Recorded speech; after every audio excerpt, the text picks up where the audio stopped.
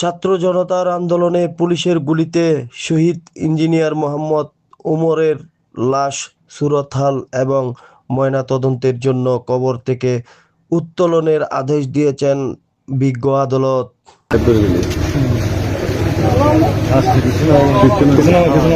তারই ধারাবাহিকতায় আজ 25শে জুন সকাল 11টায় এক্সিকিউটিভ ম্যাজিস্ট্রেট কানিস ফাতেমার নেতৃত্বে ওমর বিন আফসারের লাশ কবর থেকে উত্তোলন করা হয়।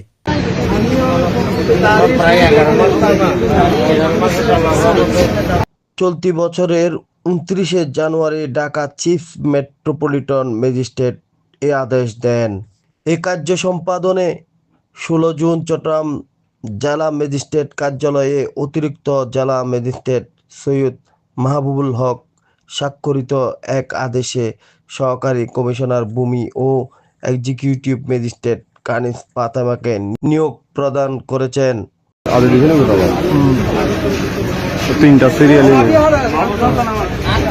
এই আদেশে আবারও বলা হয়েছে, ঢাকা উত্তরা পশ্চিম থানার মামলা নং 21/8/24, জিআর মামলা নং 304/24 এর ভিকটিম ওমর বিন নুরুল আফসার বয়স 22 গুলিবিদ্ধ হয়ে মৃত্যুবরণ করেন।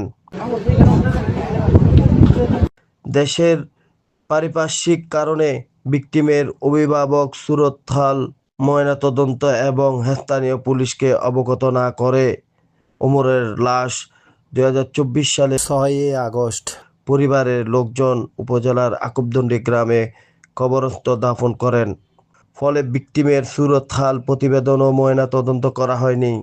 তদন্তকারী কর্মকর্তা মামলার সুষ্ঠু ও নিরপেক্ষ তদন্তের স্বার্থে ভিকটিম ওমরের লাশ কবর থেকে উত্তোলনের আদেশ প্রদান করা হয়।